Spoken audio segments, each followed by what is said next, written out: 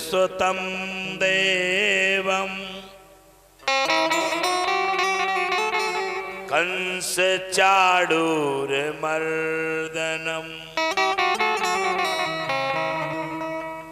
देवकी परमानंदम कृष्णं वंदे जगद्गुरु। वर्णानां अर्थसंहानां रसानां छन्दसामपि मंगलानाम च कर्तारौ वंदे वाणी विनायक।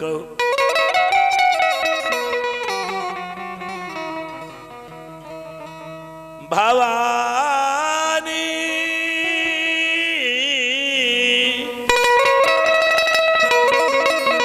शंकर वंदे श्रद्धा विश्वास रूपिणम् याभ्यां विना न पश्यन्ति सिद्धा स्वान्तिस्थमीश्वरम्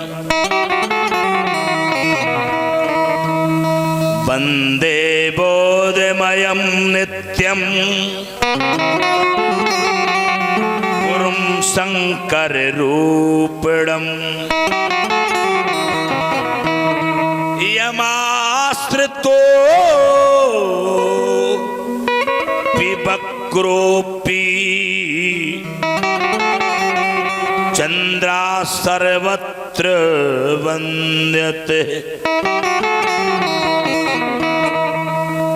अतुलित बलधामम् हेमशैलावदेहम् तनुज बन कृशानुम ज्ञान नाम गृगण्यम सकल गुण निधानम वानराणामिधीशम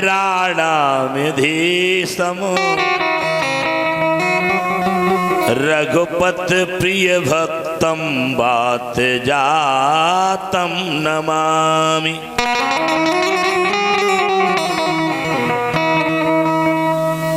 या देवी सर्वभूतेषु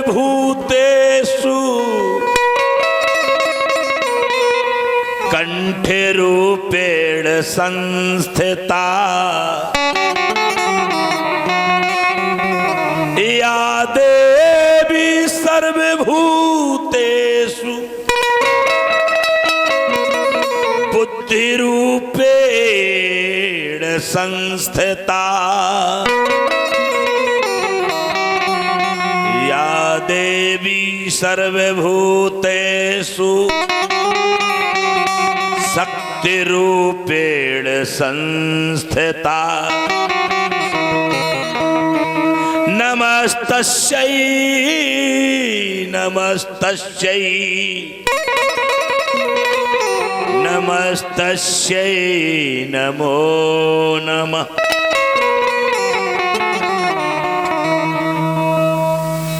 जय जय श्री राधा रमण जय जय नवल किशोर जय गोपी चित चोर प्रभु सो जय जय माखन चोर। बोले माखन चोर भगवान की बोले भागवत महापुराण की बोले व्यास भगवान की सुखदेव जी महाराज की परीक्षित जी महाराज की हनुमान जी महाराज की, संत समाज की, गंगा जमुना मैया की, सरस्वती मैया की, जगदम्बे मैया की, राधिका रानी की, यज्ञ भगवान की, समस्त देवी देवतान की, अपने अपने गुरुदेव भगवान की जय जय श्री राधे।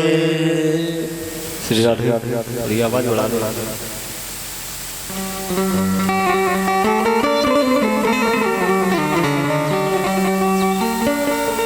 भगवान की कथा प्रांगण में विराजमान बड़े बड़े महानुभाव श्रद्धेय मेरे भगवत प्रेमी, सम्माननीय आदरणीय हमारी माताएं व बहनें, सम्माननीय समस्त श्रोताजन, विद्युतजन एवं संतजन, दूर दराज से पधारे हमारे समस्त अभ्यागत, आप सभी धर्मानुरागियों के समक्ष कथा के प्रसंग को गति देने से पहले मैं चाहूँगा कि 2 मिनट भगवान का नाम, तदुपरांत कथा का प्रसंग, जहाँ कल सायंकालीन बेला में कथा को विश्राम दिया गया।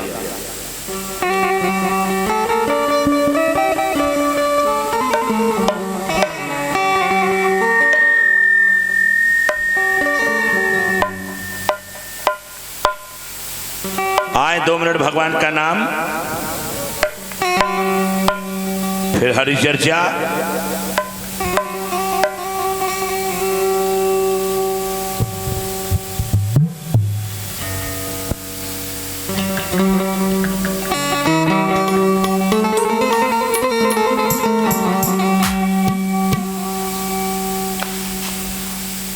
डूबतों को बचा लेने वाले,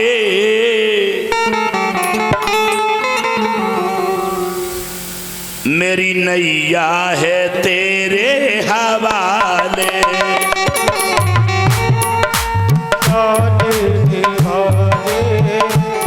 मेरी नैया है तेरे हवाले, बचा लेने वाले, मेरी नैया है तेरे हवाले। डूबतों को बचा लेने वाले, मेरी नैया है तेरे हवाले। डूबतों को बचा लेने वाले, मेरी नैया है तेरे हवाले।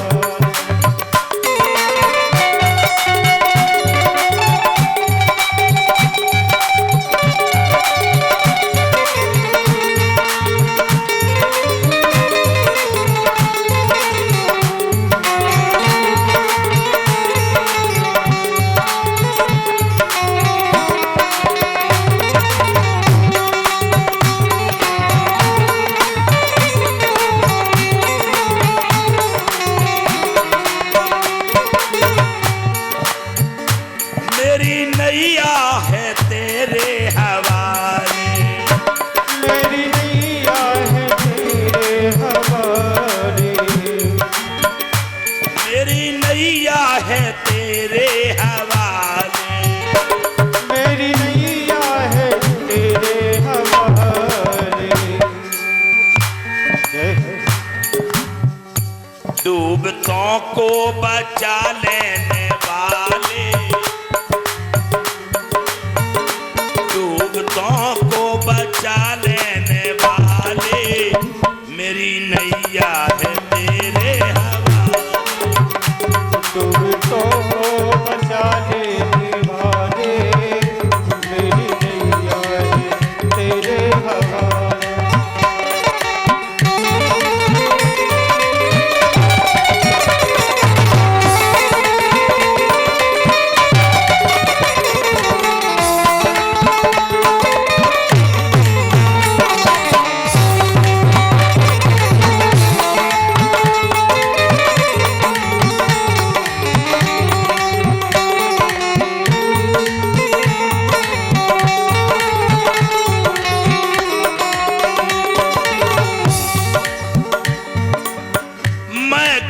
कठपुतली तेरे हाथ की, मैं कठपुतली तेरे हाथ की, मैं कठपुतली तेरे हाथ की, मैं कठपुतली तेरे हाथ की। जैसा चाहे जय हो जैसा चाहे तू वैसा नचा ले, मेरी नैया है तेरे हवाले। जैसा चाहे तो वैसा नचा दे, मेरी नैया है तेरे हवाले। तुझको बचा लेने वाले, मेरी नैया है तेरे हवाले। जैसा चाहे तू वैसा नचा ले, जैसा चाहे तू वैसा नचा ले, मेरी नैया है तेरे हवाले। जैसा चाहे तू वैसा नचा ले, मेरी नैया है तेरे हवाले।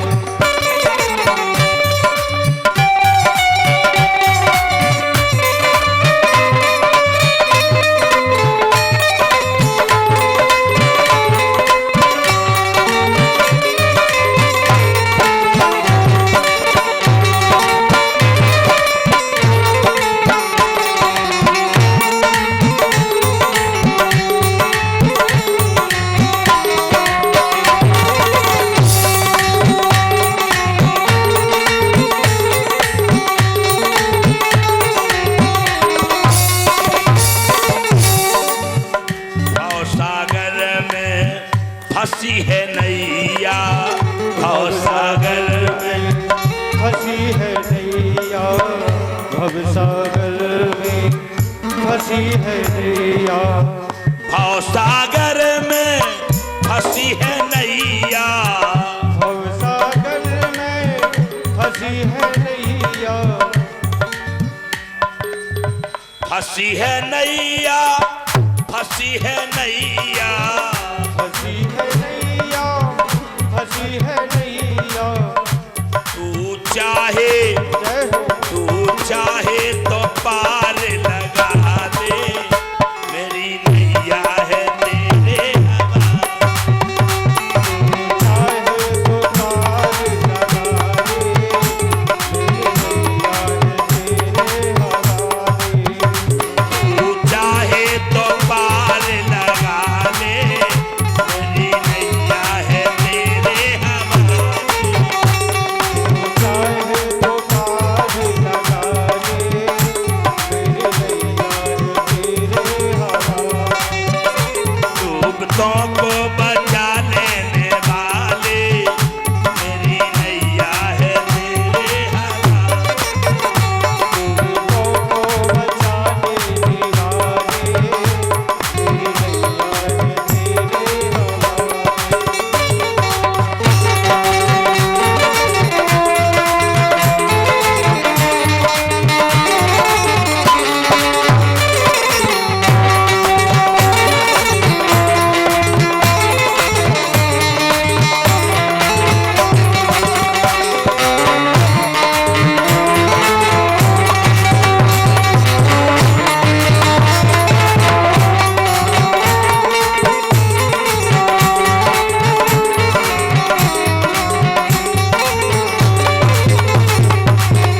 को बचा लेने वाले, मेरी नैया है तेरे हवाले। तुमको बचा लेने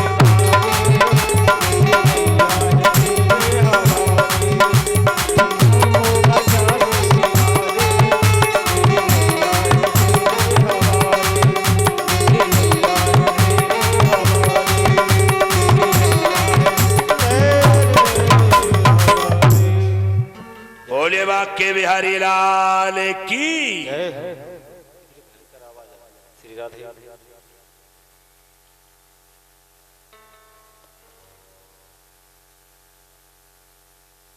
परम पावन नईम सारंड क्षेत्र में शौनक आदि 88,000 महात्मन के मध्य श्री सूत जी महाराज जिस कथा का वर्णन कर रहे हैं उसी कथा का वर्णन परम पावन पूर्व वाहिनी गंगा मैया के किनारे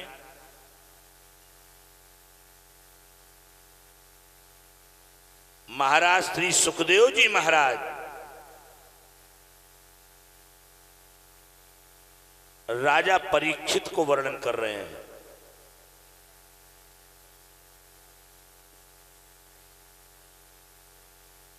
उसी कथा की चर्चा आज हमारे और आपके मध्य चल रही है। कल सायंकालीन वेला में कथा को विराम दिया गया। श्री कृष्ण चंद्र नंद नंदन समस्त ब्रजवासियों को लेके और गोवर्धन की पूजा करा दी। देवराज इंद्र की पूजा होने को थी और देवराज इंद्र की पूजा समाप्त और गोवर्धन की पूजा प्रारंभ। और कई आज सभी लोग हेलो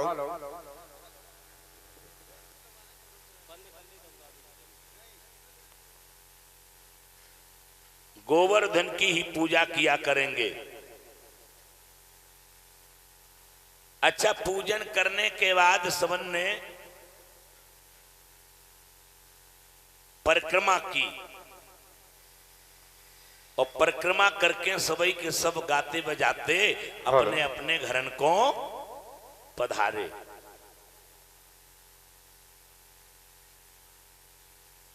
अब देवराज इंद्र देवलोक में बैठा इंतजार कर रहा है कि शायद मुझे अब बुलाया जाएगा, शायद मुझे अब बुलाया जाएगा।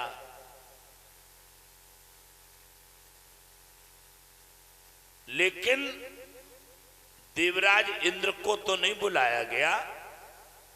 देवलोक में देवर्षि नारद के बीड़ा की धुन सुनाई पड़ी।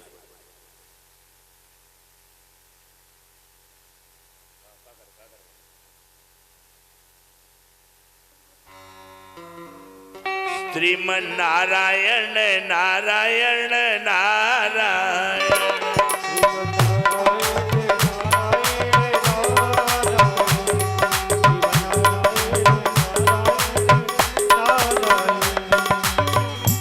भजमन नारायण नारायण नारायण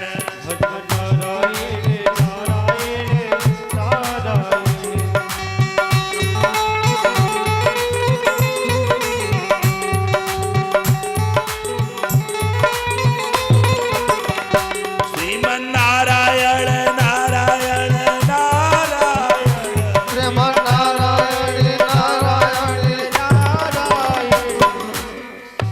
श्रीमन नारायण नारायण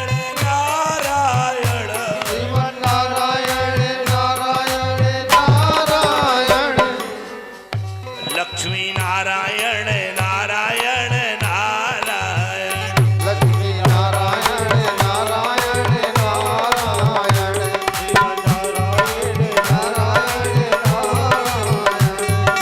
बोलिए नारायण भगवान की।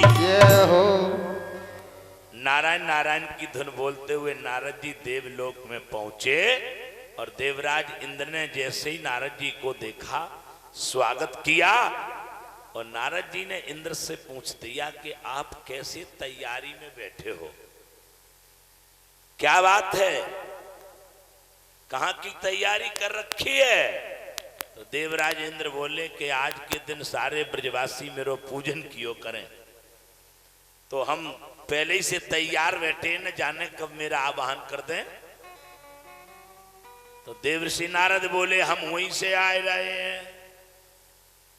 बोले वह नंद के छोरा ने सब मटिया मेट मिलाए दो, तुम्हारो जो पूजन हुआ करत तो सो वो पूजन तुम्हारो ना होवे। बोले क्या कहा, हमारा पूजन क्यों नहीं होगा? तो नारद जी बोले दुनिया ने करवट बदली है, उल्टा हो गया जमाना है, और कंकड़ पत्थर बन गए देव, अब देवतन को नहीं ठिकाना है। तुम सोच रहे कि हमारी पूजा हो ये? बोले अब देवतन की पूजा नहीं होने, अब तो भी पत्थरा पूज रहे हैं, पहाड़ पूज रहे हैं। नंद के छोरा ने गोवर्धन पहाड़ की पूजा करवाए दई, और सबरे गुलगुला वहीं चढ़वाए दई। अब बैठे रहो तुम। अब देखो नारद जी ने और आग लगाई, और जैसे ये आग लगाई तो हमें तो बड़ा बुरा लगता है। भाई तुम्हारा पूजन होता था तो तुम्हारा ही होना चाहिए था, फिर तुम्हारा पूजन छोड़ करके उस पथरा को क्यों पुजवा दिया, उस गोवर्धन पहाड़ को क्यों पुजवा दिया? दो चार बातें और बढ़ा चढ़ा के नहीं। सुभैया देवराज इंद्र बौखलिया गया, और उसने तुरंत गलम सांवर्तकम नाम मेघा नाम चांत कारणम, सांवर्तक नाम के मेघ को बुलाया, और मेघ को बुलाकर आदेश दिया कि जाओ घेराओ इतनी जोरों से कि कानों के पर्दे फट जाएं, घुमड़ाओ इतनी जोरों से कि पृथ्वी के परत पलट जाएं, दो वज्र पटक गोवर्धन पर भूतल से नीचे पहुंचा दो, पशुओं की महाप्रलय कर दो, खेती पर ओले बरसा दो। लेकिन ध्यान रहे नामो निशान ना बाकी रहे, एक ही बार के कड़के पर और बिजलियां पटक दो चमका कर उस नंद ग्वाल के लड़के पर। Hello hello hello hello hello.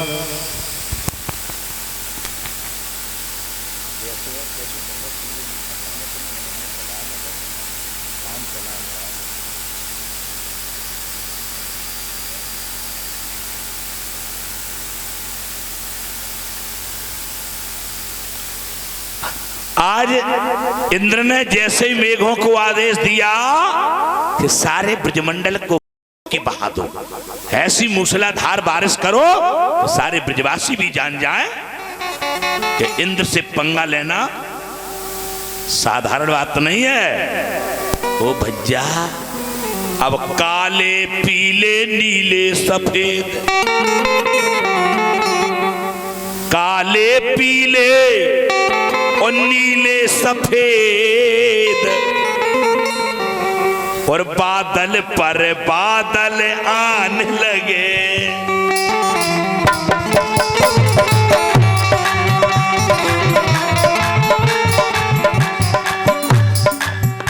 काले पीले नीले सफेद, बादल पर बादल आने लगे, बादल आने लगे, बादल पर बादल आने लगे, काले पीले और नीले सफेद, बादल पे बादल आने लगे, बादल पर बादल आने लगे।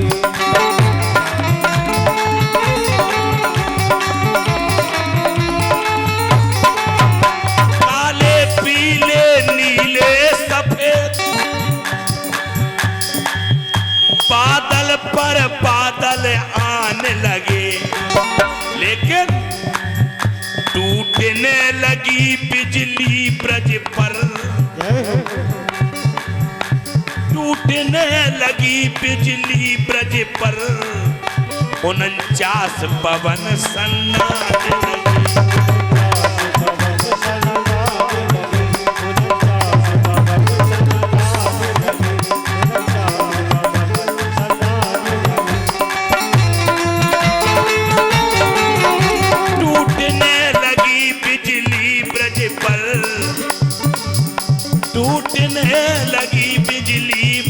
पर 49 पवन सन्नाने लगे।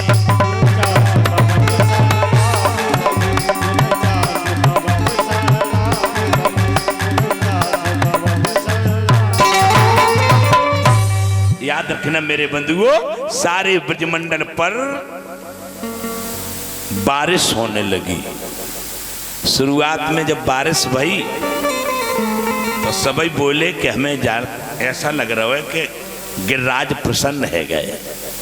कन्हैया बोले हाँ मेरे गिरिराज प्रसन्न है गए, अब वे जल की बारिश कर रहे हैं। और जब देखा मूसलाधार बारिश होने लगी, सारे ब्रजवासी घबराए, रोए चिल्लाए और कन्हैया के पास आए। कन्हैया से आके कहने लगे हे कन्हैया बचाओ, मेरी रक्षा करो, रक्षा करो। कृष्ण कृष्ण महाभाग त्वन्नाथम गोकुलम प्रभो, त्रातुमर हसी देवाना, कुपुदाद भक्त वत्सला।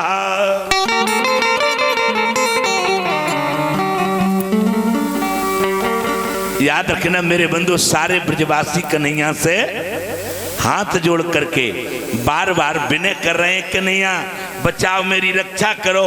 हमें ऐसा लग रहा है कि देवराज इंद्र कुपित है गयो। सावरिया चदरिया तान ब्रज पे कारे बादर घिरया।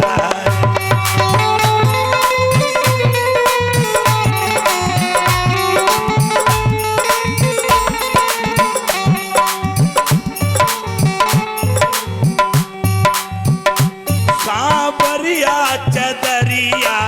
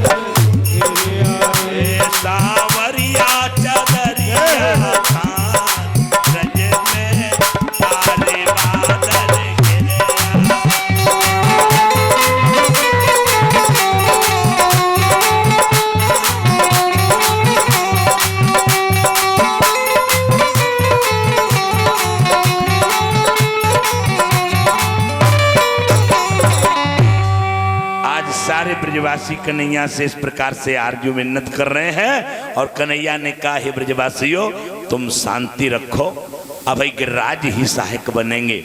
और गिरिराज की तलहटी में, गोवर्धन की तलहटी में कन्हैया जाता है और जाकर के मेरे बंधुओं अपने कनिष्ठिका उंगली पर, सबसे छोटी सी उंगली पर पहाड़ को धारण कर लेता है। और जैसे ही पहाड़ को उठाया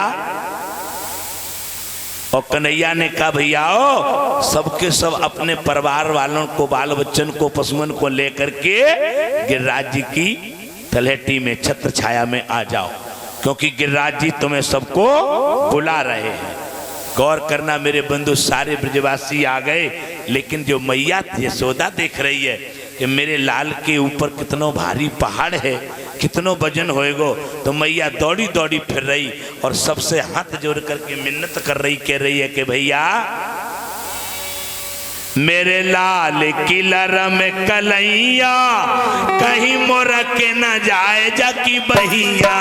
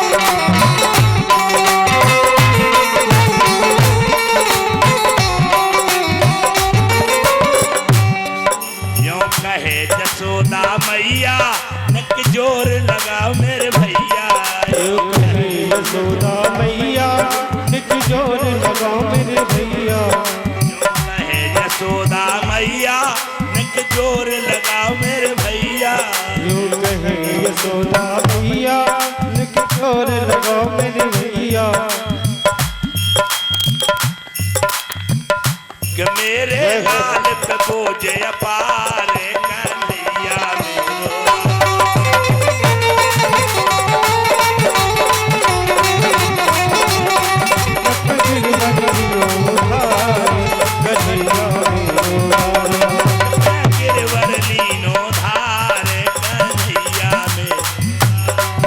कन्हैया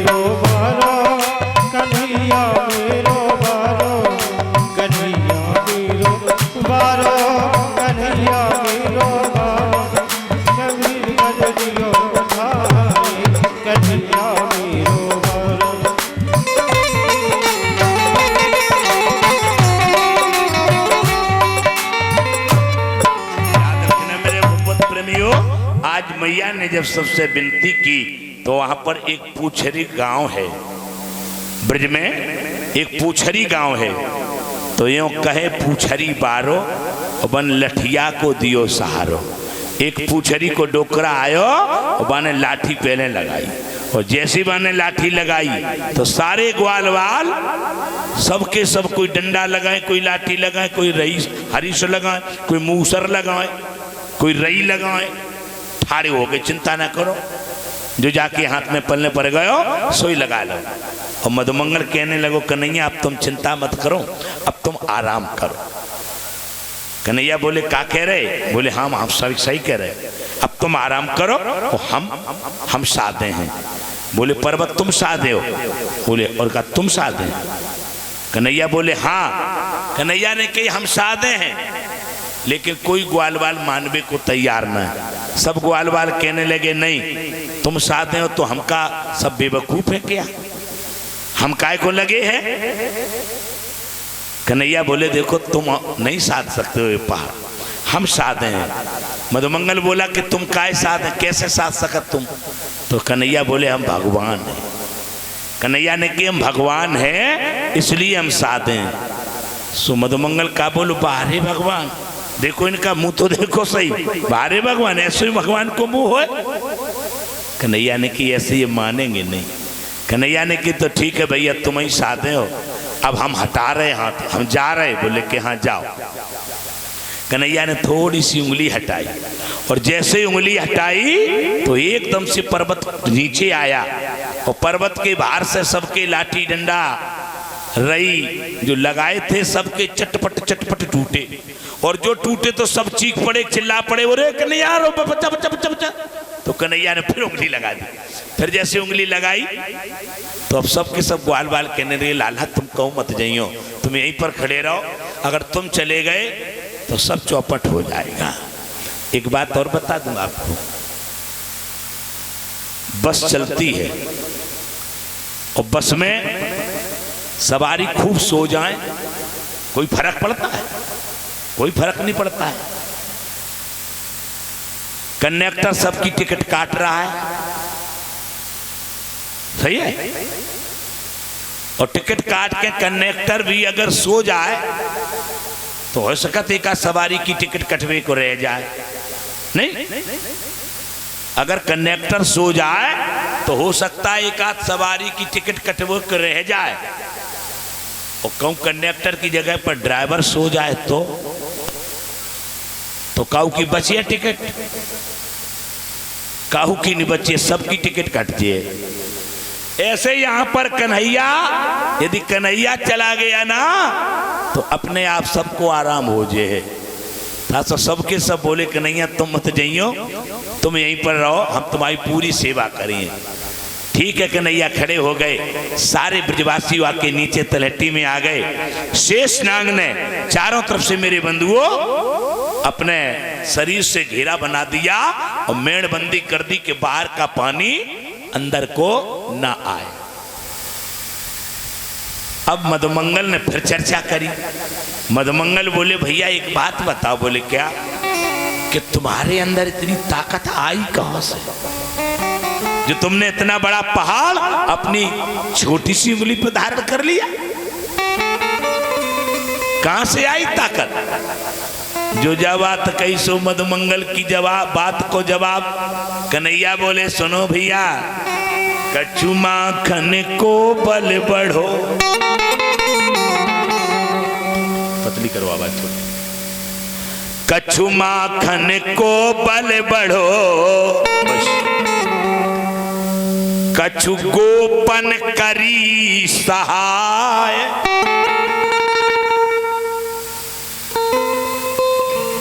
तब तक राधा रानी जो चितानी, और राधा रानी ने जैसे देखो इन्हें कन्हैया को सो मुंह बनाओ उनने, और जो मुंह बनाओ सो भगवान ने सोची कि राधा न रूठ जाए, या सो कन्हैया ने राधा को प्रसन्न करने के लिए कहा। क्या कहा? कि श्री राधे जू की कृपा ते मैंने गिर को लियो उठाए। सोई राधा रानी जी प्रसन्न हो गई, बोले वाह मेरी कृपा से न उठाओ।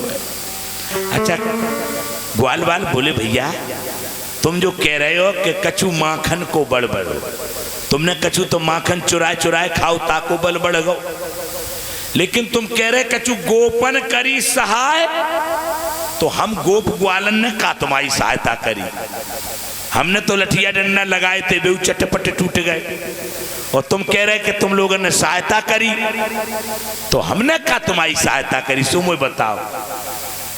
कन्हैया बोले कि जब हम गोवर्धन पर्वत उठा रहे थे तब तुम सबके सब मेरी ओर चिता रहे थे,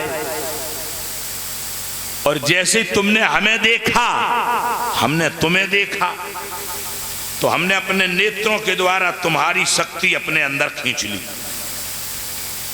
और तुम्हारी ताकत जैसे ही मेरे अंदर आई सोई हमने पहाड़ को उठा लिया। तो मधुमंगल का बोलो, मधुमंगल ने ऐसी ऐसी बाहें करी, बोले तब भाई हम जा कहे हम पता नहीं कैसे हो गए। बोले अब पता चलो कि तुम ताकत भी चुराते हो। यार मान गए तुम पक्के चोर हो, पहले तुमने माखन चुराया, फिर चीर चुराए, अब ताकत चुराने लगे मेरी। अरे तभी हम कहें कि हमारे डंडा काहे टूट गए, ताकत ही नहीं रही हमें, ताकत सब तुमने ले ली। कन्हैया बोले वाह रे वाह। अब जब ऐसी बात कह दी कि इनका मनोबल नीचे ना गिर पाए, इनका मनोबल ऊंचा बना रहे, या सो हमने इनको श्रेय दिया, तो इन्होंने उल्टा हमें चोर बना दिया। भगवान कहते ग्वाल वालों तुम्हें तो खुश करना हाथी को चड्डी पहनाने के बराबर है। समझ में आया? कोई खुश कर ही नहीं सकता ऐसे लोगों को। अब सखियां आई और राधा जी से बोली, महारानी जी श्याम कह रहे हैं कि श्री राधे रानी जी की कृपा ते गिर को लियो उठाए, तो तुम्हारी क्या कृपा हो गई, कैसे तुमने कृपा करी बताओ। तो अब राधा रानी जी कह रही हैं, सुनो अब राधा रानी जी का सवाल। श्याम 7 साल के गिरिराज 7 कोस के,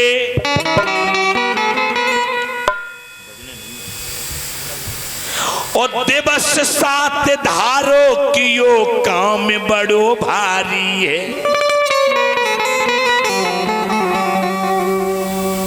वृषभान की दुलारी हसबेनियो उचारी, के कहा बड़ो काम कियो कुंज के बिहारी है। सुनो सखी मेरी बात, हम तन कऊ नहीं गरवात, गिरऊ समेत और धारे गिरधारी है। गिरऊ समेत और धारे गिरधारी।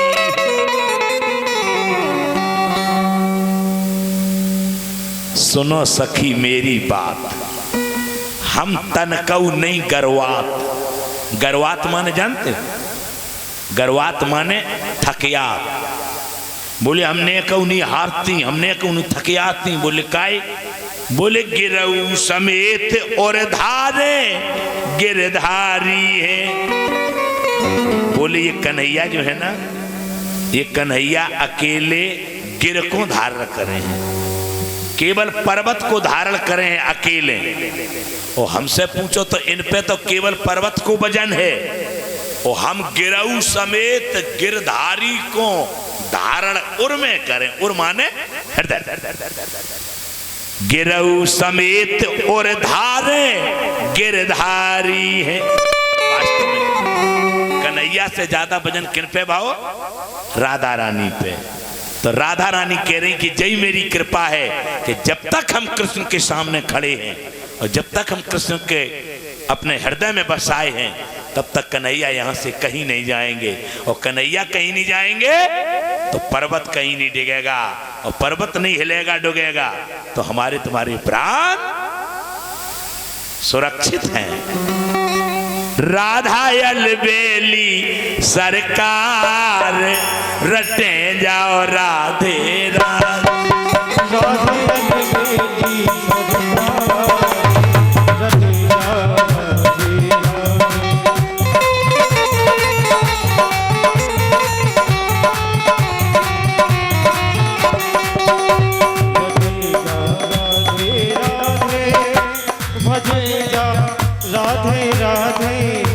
रटेगा राधे राधे भजेगा राधे राधे राधे अलबेली सरकार रटेगा राधे राधे।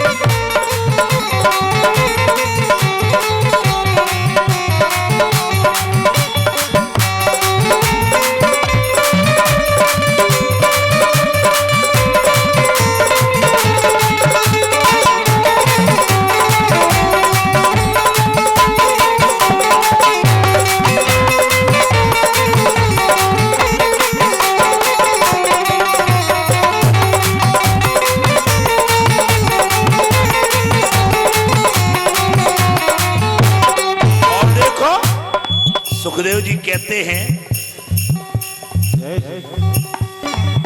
यदि राधा नाम ना हो तो ब्रजराज विचारो रो तो, यदि राधा नाम न हो तो ब्रजराज विचारा रो, यदि राधा नाम न हो तो ब्रजराज विचारा रो। कि अरे ना हो तो कृष्ण अवतार रटे जाओ राधे।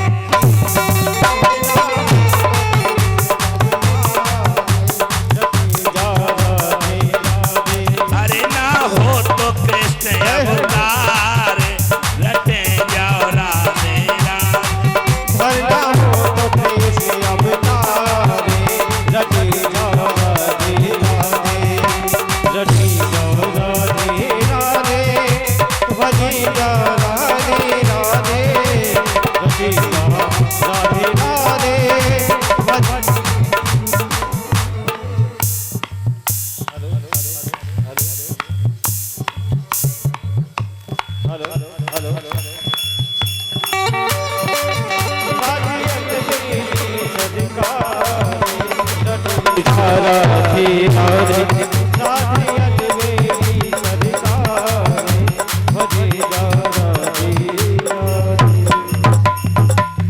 बोले राधा रानी सरकार की।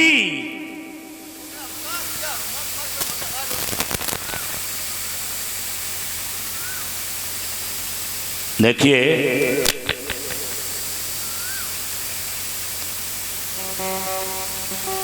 श्याम 7 साल के और श्याम गिरिराज 7 कोस के, बड़ी एक विशेषता है यहाँ पर। आज कन्हैया 7 साल के हो गए। जब भगवान ने गोपियन के चीर चुराए थे तब 5 साल के थे, और जब गोवर्धन पहाड़ उठाया तब 7 साल के थे। मेघों ने बारिश की, घमासान मूसलाधार बारिश की, परंतु एक बूंद धरा पर नहीं आई। सुखदेव जी महाराज जब ऐसा कह रहे थे तो परीक्षित बोले महाराज एक बूंद धरा पर क्यों नहीं आई? हम मानते हैं कोई छाता लगा ले, थोड़ा इधर हो जाओ,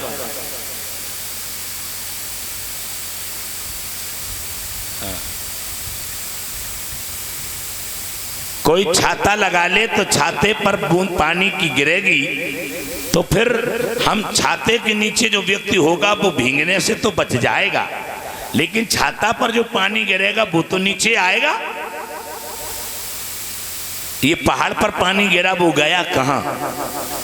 ये परीक्षित ने प्रश्न किया। सुखदेव जी महाराज ने कहा राजन,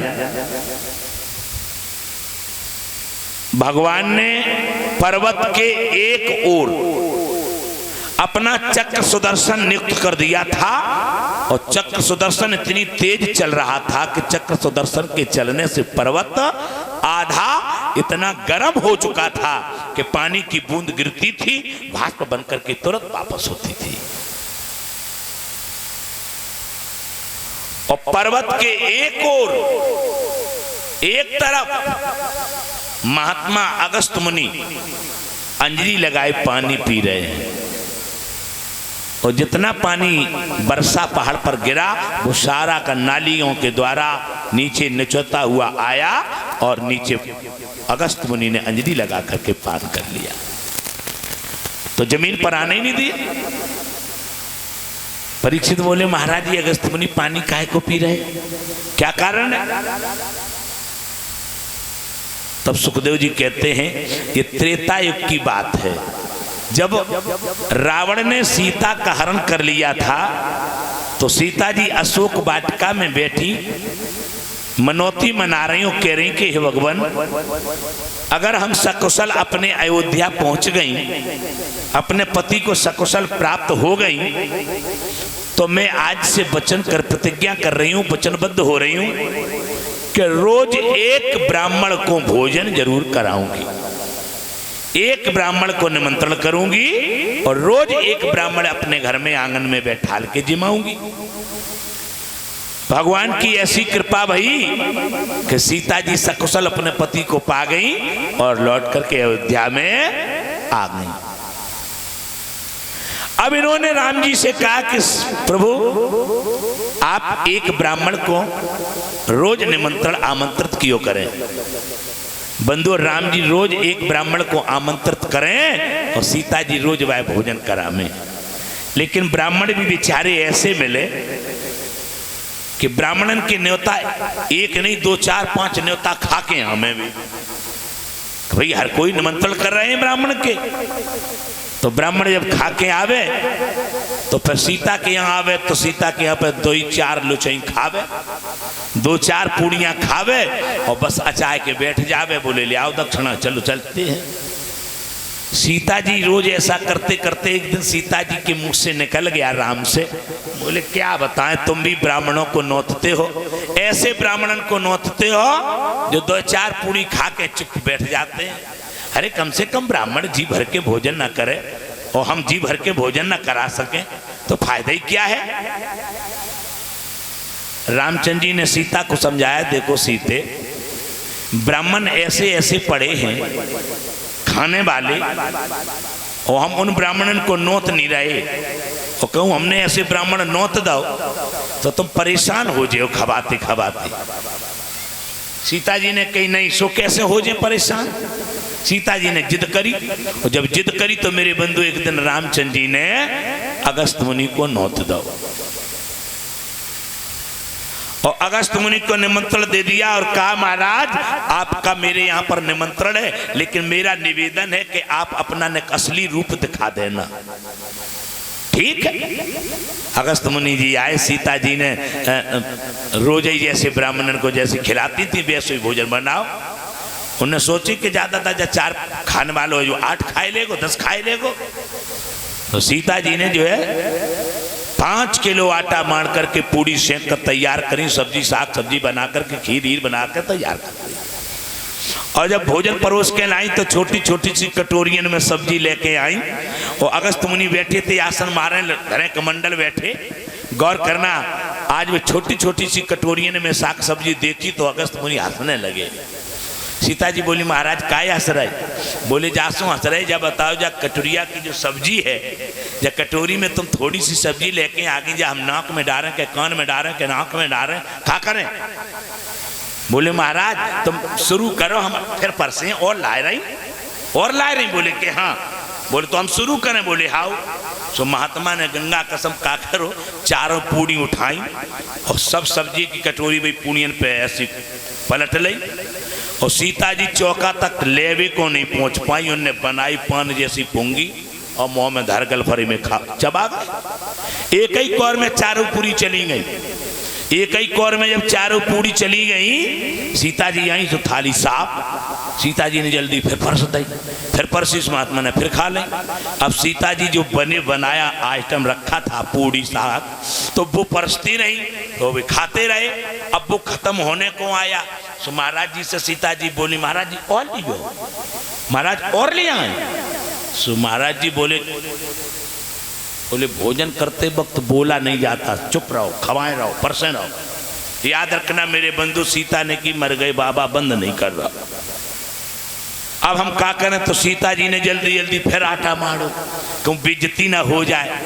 सब्जी अब्जी छोंक छांक के तैयार करी जल्दी जल्दी। याद रखना महात्मा जी बैठे और महात्मा जी समझ गए कि अब खत्म हो गया माल, धीरे धीरे बनेगा तो धीरे धीरे खाने लगे तब, लेकिन बंद ना करें। सीता ने जब दोबारा भोजन बना के तैयार कर लिया फिर दोबारा परोसने लगी तो महात्मा जी ने फिर चालू कर दिया, फिर रफ्तार बढ़ाई। सीता जी फिर परेशान हो गई।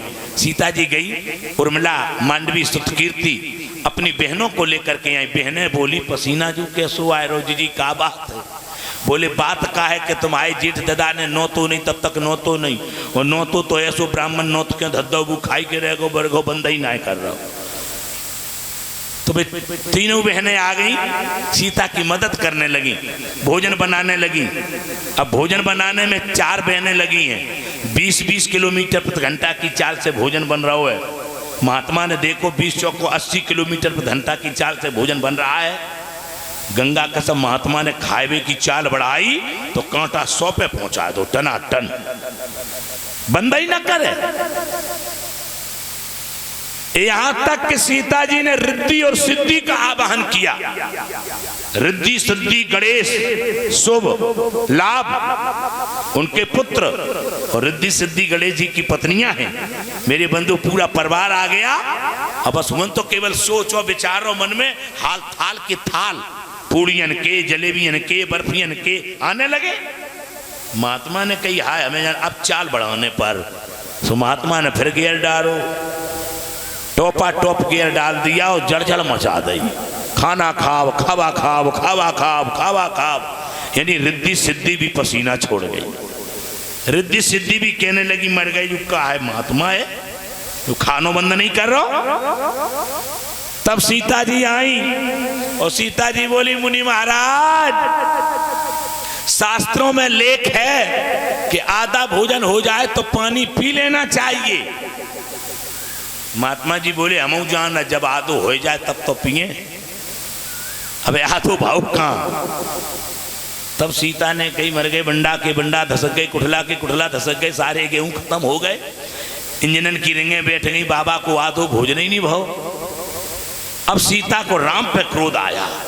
जब राम पे क्रोध आया और रामचंद्र जी ने भीतर आके जो सीता की ओर देखा तो सीता जी ने भौं में अंटा डाले और भौं सकोड़ी, और जैसे ही भौं सकोनी सो रामचंद्र जी समझ गए हमें जान अब खेल गड़बड़ है।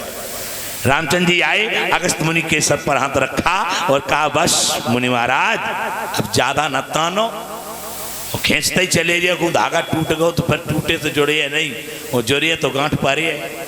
तासो महाराज अब लीला समेट ले। सोई महात्मा बोले कि मेरा आधा भोजन हो गया, जल का प्रबंध किया जाए। और जैसे का जल का प्रबंध किया जाए, रामचंद्र जी बोले सीते मुनि महाराज का आधा भोजन हो चुका है, आओ इन्हें जल पिलाओ। और जो कि इन्हें जल पिलाओ। सीता जी बोली जाने बंडा के बंडा धसकाए दे हो, जाने कुठला के कुठला खाली कर दे हो। बंडा जानो आप लोग? नहीं जाना। बुंदेलखंड में बंडा कहते हैं बखारी को, जैसे हम आप लोग कहते हैं पहले बखारियों में नाज रखा जाता था, बखारी बनाई जाती थी और उसमें नाज भर देते थे और बंद कर देते थे लीप पोत कर। अब कुठले आने लगे, कुठलों में रखने लगे लोग, तो सारे के सारी बखारियां खाली कर दी। और इस महात्मा ने अब बताइए पानी पता नहीं कुआ के कुआ ना खिलता देवे, साठिया कुआ है, हाथन से खींचना पड़ रहा है पानी को, और पानी को खींचेंगे तो मेरे हाथन में छाले पड़ जाएंगे। सीता ने साफ इनकार कर दिया, हम जल का प्रबंध नहीं कर पाएंगे। रामचंद्र जी बोले भोजन तो हमने करवाए हैं, निमंत्रण तो हमने दिया है, अब सीता पानी नहीं पिला पा रही तो क्या करें महाराज, पानी तो हम भी नहीं पिला पाएंगे, क्षमा चाहते हैं आपसे, लेकिन ये कर्जा आपका मेरे ऊपर है, हमें याद रहेगा, हम आपका ये कर्जा जरूर चुकाएंगे। और जैसे का तुम्हारा कर्जा हम जरूर चुकाएंगे। तो वही राम जब कृष्ण बनकर आए तो कृष्णावतार में मेरे बंधु जब गोवर्धन पहाड़ उठाया, देवराज इंद्र जल की वृष्टि कर रहा है, ये जल विकार जा रहा है, महात्मा अगस्त मुनि प्यासे हैं, उनका कर्ज है मेरे ऊपर, लाओ हम वो कर्ज चुका लें। सुखदेव जी कहते हैं परीक्षित, इसीलिए भगवान कृष्ण ने अगस्त मुनि का आवाहन किया और कहा महाराज अपना जल अपना कर्जा स्वीकार करें। इसलिए अगस्त मुनि पानी पी रहे हैं।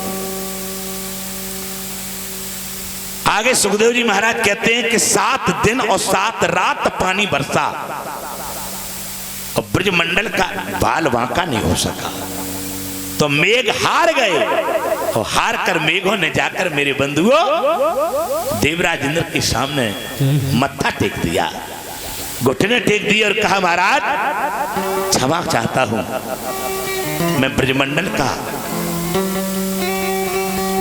नुकसान न कर सका, मैं ब्रजमंडल की क्षति न कर सका, मुझे क्षमा करो।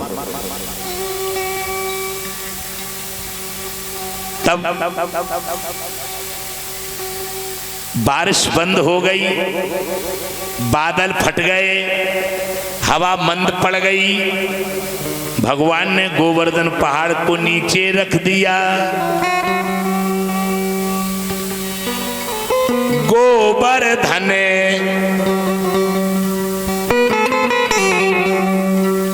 धृतेशैल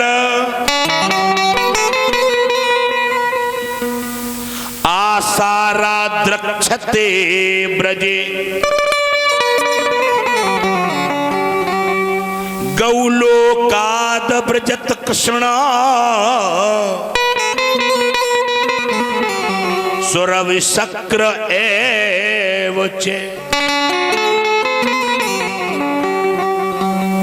जब भगवान ने गोवर्धन पहाड़ को जहां का तहां रख दिया और इसके बाद में सारे ब्रजवासियों से कहा चलो अपने अपने घर, सब ब्रजवासी अपने अपने घर आए, लीप पोत करके अपने घरों को सुरक्षित किया, दुरुस्त कर दिया। और जब भगवान दूसरे दिन गौएं लेकर के गोवर्धन की तलहटी में आते हैं तो देवराज इंद्र सुरभि गाय का दूध लेकर और ऐरावत हाथी पर सवार होकर के भगवान कृष्ण के पास आते हैं। देवराज इंद्र ने कन्हैया को देखा, मेरा कन्हैया बंसी बजा रहा है।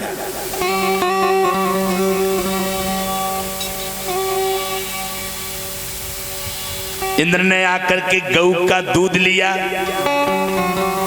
और कन्हैया के मस्तक पर गाय के दूध से तिलक कर दिया। आज भगवान का नाम गोविंद पड़ गया। गो माने गाय और बिंद माने गाय के दूध से जब बिंदु लगाया तो भगवान का नाम गोविंद पड़ गया। बोलिए गोविंद भगवान की जय। ऐरावत हाथी ने जो गंगा जल लेकर के आया था उस गंगा जल से तिलक कर दिया, भगवान का नाम नटनागर पड़ गया। कहा जाता है कि मारो मोरे मदन मुरारी भाई। जब भगवान ने मुर नाम की राक्षस को मारा तो भगवान का नाम मुरारी पड़ गया। क्या नाम पड़ा? मुरारी। मारो मोरे मदन मुरारी भाई, अरे मारो मोरे मदन मुरारी भाई, ओ धारो गिर तब गिरधारी भाई, धारो गिर तब गिरधारी भाई।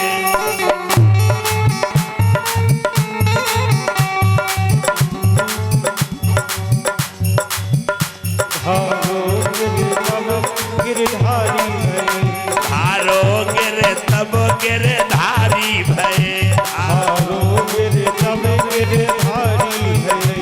धारो मोरे मदन मुरारी भय, धारो गिर तब गिरधारी भय, धारो गिर तब धारो गिर तब गिरधारी भय। बोले गिरधारी भगवान की। देवराज इंद्र नीचे उतरकर ऐरावत हाथी से और भगवान के सामने घुटने टेक करके बैठ गया और हाथ जोड़ करके बोला, नमस्तुभ्यं भगवते वासुदेवाय महात्मने, वासुदेवाय कृष्णाय सात्वतां पतये नमः।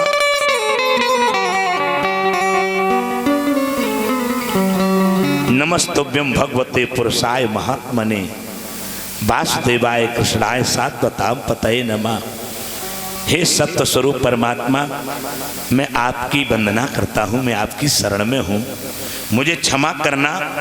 मैं आपको समझ नहीं पाया, आपकी महिमा को न समझ पाया, आपकी लीला को न समझ पाया, मुझे क्षमा कर दो।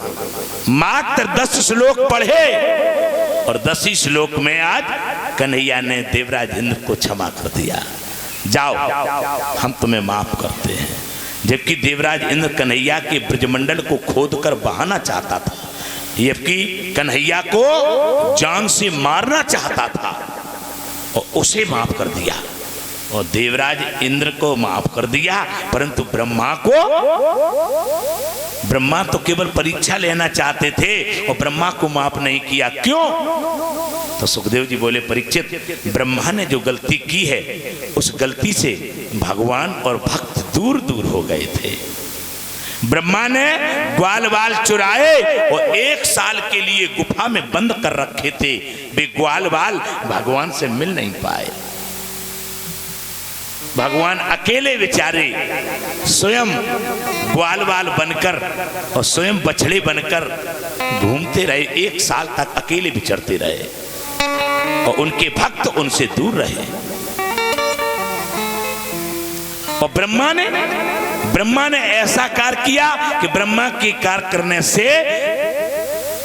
भक्त और भगवान अलग अलग हो गए और इंद्र के कार्य करने से भक्त और भगवान 7 दिन के लिए पास पास हो गए। अगर देवराज इंद्र पानी न बरसाता तो काय को ये ग्वाल बाल कन्हैया के पास में ठहरते। 7 दिनों के लिए भक्त और भगवान का मेला बना रहा, संगम बना रहा। तो भगवान कब प्रसन्न होते हैं? भगवान तब प्रसन्न होते हैं जब भगवान के भक्तों को कोई कष्ट न दे।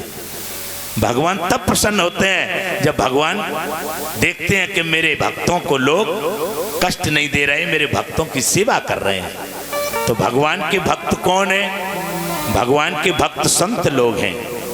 और इन संतों की अगर सेवा की जाए तो याद रखना मेरे बंधु, भगवान अपने आप प्रकट होते हैं और प्रसन्न हो जाते हैं। भक्ति भक्त भगवंत गुरु चतुर नाम बपू एक। नाम 4 हैं लेकिन शरीर एक ही है। इसलिए संतन के संग लाग रे तेरी बिगड़ी बनेगी। संतन के संग लाग रे तेरी बिगड़ी बनेगी। संतन के संग लाग रे तेरी बिगड़ी बनेगी। संतन के संग लाग रे तेरी बिगड़ी बनेगी। संतन के संग लाग रे तेरी बिगड़ी बनेगी। बिगड़ी बनेगी तेरी बिगड़ी बनेगी। बिगड़ी बनेगी तेरी बिगड़ी बनेगी। होई रो बनो हटने तेरी बिगड़ी बनेगी। संतन के संग लाग रे तेरी बिगड़ी बनेगी।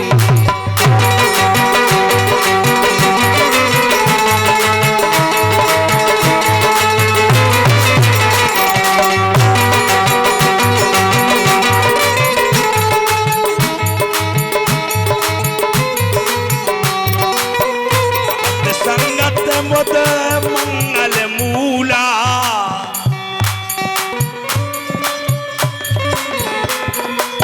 सत्संगत मुद मंगल मूला। सत्संगत मुद मंगल मूला। सोई सब फल सिद्ध साधन फूला। सोई सब फल साधन फूला।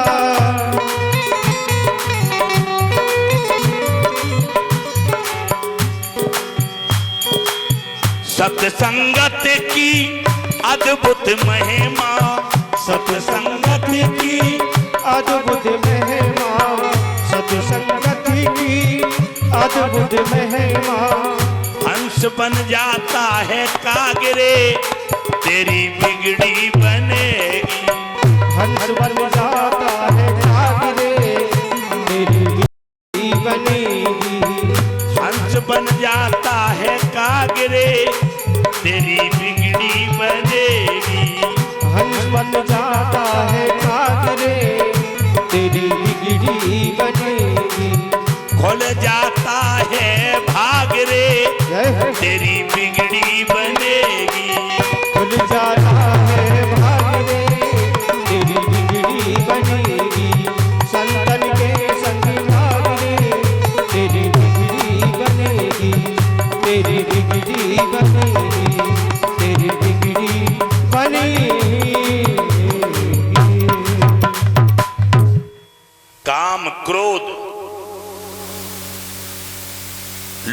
सभी को, काम क्रोध मद लोभ सभी को त्याग सको तो त्याग रे, तेरी बिगड़ी बनेगी।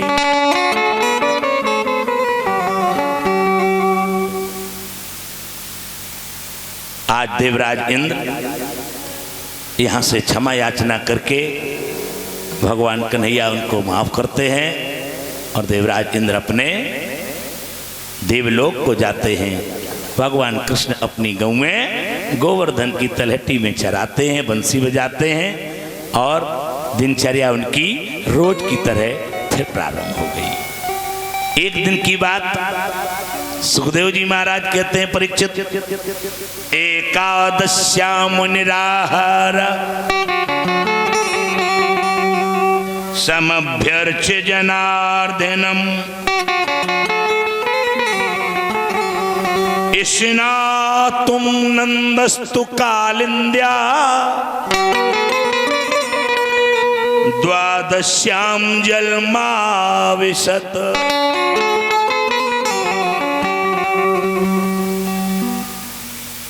भागवत में लिखा है कि बाबा नंद जी एकादशी उपवास किया करते थे। एकादशी उपवास, एकादश्याम निराहार, एकादशी को कुछ नहीं खाते थे।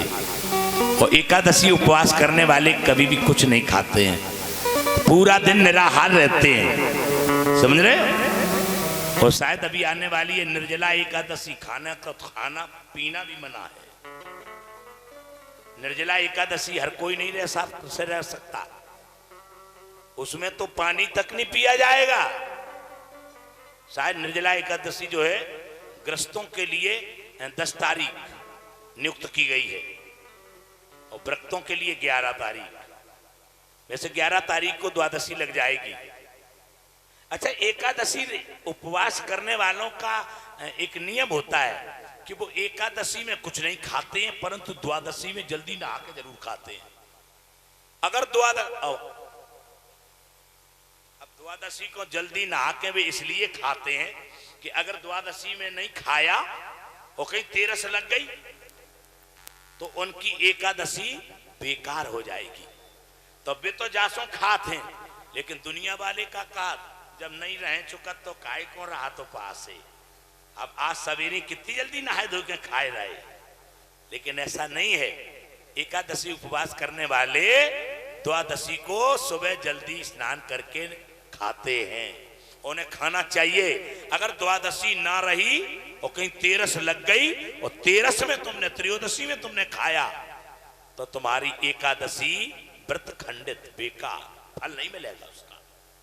ये नियम है। और उस समय क्या हुआ कि नंद बाबा एकादशी उपास रह रहे थे। दूसरे दिन द्वादशी की हानि थी। द्वादशी की हानि यानी द्वादशी क्षय। द्वादशी की हानि यानी तिथि की हानि कब मानी जाती है? सूर्योदय होने के बाद लगे और दूसरे दिन के सूर्योदय से पहले खत्म हो जाए तो समझ लो वह तिथि की हानि मानी जाती है, वो हानि है उसकी। तिथि को सूर्योदय जरूर पाना चाहिए। जो तिथि सूर्योदय पा लेती है वो पुण्य काल के लिए, दान पुण्य के लिए पूरे दिन मानी जाती है। समझ रहे आप लोग। 9 तारीख को कल दशहरा यानी कि 10वीं लग जाएगी, लेकिन दान पुण्य करने के लिए 10 तारीख परसों, क्योंकि उदया तिथि सूर्योदय पर कल नहीं है, कल सूर्योदय पर 9वीं है और परसों सूर्योदय पर 10वीं है। इसलिए दान पुण्य करने के लिए दशहरा परसों है। और वैसे कल ही बताया जाओगे। बोलो वृंदावन बिहारी लाल की। तो इसी प्रकार से वहां पर द्वादशी की हानि थी और बाबा ने सोचा कि चलो जल्दी चलते हैं और स्नान करके द्वादशी खत्म ना हो पाए और हम भोजन कर लें। इसलिए बाबा रातई में उठ बैठे और रातई में जाकर के यमुना में स्नान करने को वस्त्र उतार करके वो यमुना में प्रवेश कर गए। यमुना में जल में वरुण देवता के अनुचर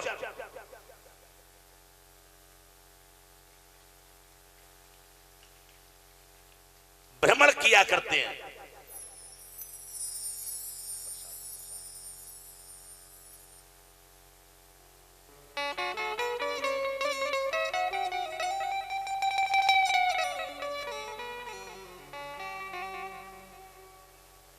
जब तक ब्रह्म मुहूर्त नहीं लगता, ब्रह्म मुहूर्त से पहले अगर कोई बहते हुए पानी में प्रवेश करता है तो दोष पड़ता है। नंद बाबा पहले ही बहते हुए पानी में प्रवेश कर गए तो वरुण देवता के दूतों ने नंद बाबा को पकड़ लिया और ले गए वरुण लोक में। जैसे ही वरुण जी ने देखा कि ये तो कन्हैया के पिता हैं, बाबा हैं, बंधुओं, वरुण देवता ने सुन रखा था कि ब्रह्मा जी का क्या हाल हुआ और इंद्र का क्या हाल हुआ। इंद्र ने और ब्रह्मा ने भगवान कृष्ण से बैर बसाना चाहा, लेकिन बैर बसा नहीं पाए। अंत में घुटने टेक गए, माफी मांगने पड़ी। ब्रह्मा को तो भगवान ने क्षमा तक नहीं किया, तो वरुण देवता ने पहले ही से बाबा का सत्कार किया और उन्हें सिंहासन पर बैठाला। सवेरा होता है, बाबा का पता नहीं चला तो सारे ब्रजवासी रोए और बाबा की खोज करने के लिए निकल पड़े। कन्हैया समझ गए कि ये बाबा के वस्त्र जब यमुना के पुल पर ताल तट पर उतरे रखे हैं तो इसका मतलब बाबा नदी में ही गए हैं। कन्हैया ने मेरे बंधु नदी में प्रवेश किया और प्रवेश करके सीधे डुबकी लगाकर मेरे बंधु वरुण लोक को गए। आप लोग सोच रहे हैं वरुण लोक में कहां यमुना में घुसे, वरुण लोक में पहुंच कैसे गए? वरुण लोक पहुंच कैसे गए? आप लोग जानते हो, महाभारत की कथा आपने एक दिन सुनी है और भीम को दुर्योधन ने जहर के लड्डू खिलाकर और भीम को मार दिया था और इसी गंगा में बहा दिया था। और फिर भीम कहां पहुंच गए? भीम की लाश पातालपुरी। क्या बहते बहते थोड़ी पहुंच गई? पानी में, बहते हुए पानी में कहीं कहीं छेद हो जाते हैं, बिबर बन जाते हैं। आपने देखा होगा पानी जब चक्कर काटता है नहीं, भौर सी बन जाती है और वहां नीचे पानी जाता है, तो जब वो बिबर बन जाते हैं तो उन्हीं से पानी नीचे चला जाता है और उसी बिबर के भौर में फंस करके मेरे बंधुओं भीम भी नीचे पातालपुरी गए थे और इसी भंवर में फंस करके कन्हैया भी वरुण लोक में जाते हैं। याद रखना मेरे बंधुओं, वरुण में जाते ही जाते वरुण ने देखा वरुण लोक में मेरे कृष्ण आए हैं तो कन्हैया का स्वागत करने के लिए पहले ही खड़े हो गए।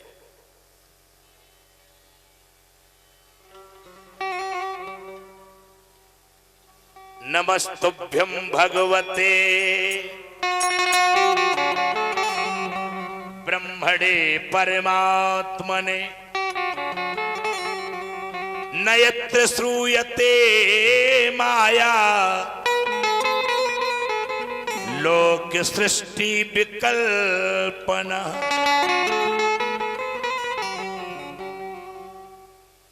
हे नाथ, हम आपकी कल्पना भी नहीं कर सकते, हम आपकी शरीकत नहीं कर सकते।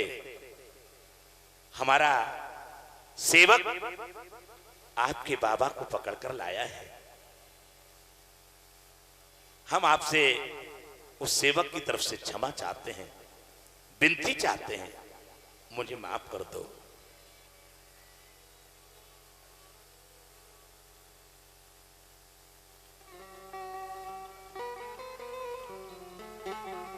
क्षमा कर दो,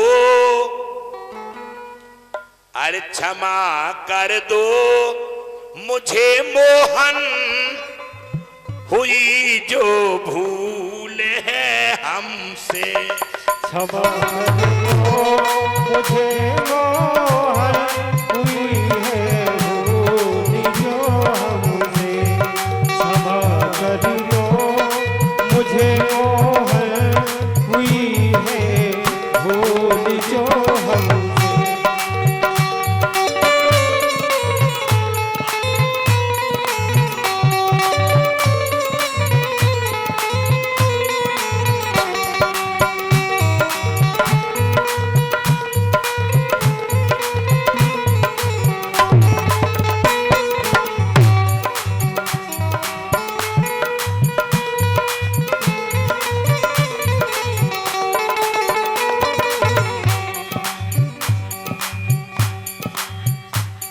क्षमा कर दो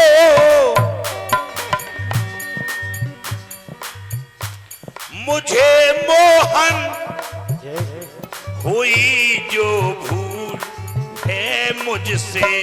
क्षमा कर दो मुझे मोहन हुई है भूल जो हमसे। मेरी औकात मेरी औकात क्या भगवन करूं जो बात मैं तुमसे। मेरी औकात करो बात जो तुमसे। मेरी औकात क्या भगवन करूं जो बात मैं तुमसे।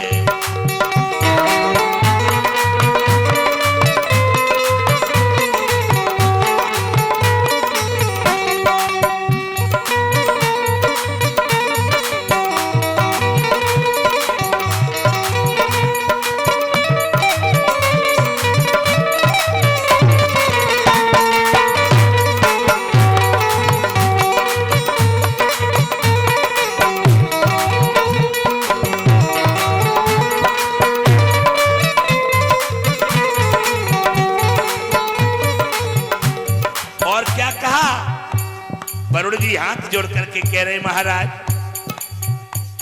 मेरा एक दूत बाबा को पकड़ लाया है धोखे से। मेरा एक दूत बाबा को पकड़ लाया है धोखे से। मेरा एक दूत बाबा को पकड़ लाया है धोखे से। मेरा एक दूत बाबा को पकड़ लाया है धोखे से। क्षमा उसको क्षमा उसको भी कर देना हुई जो भूल है उससे। कर देना हुई है भूल उससे।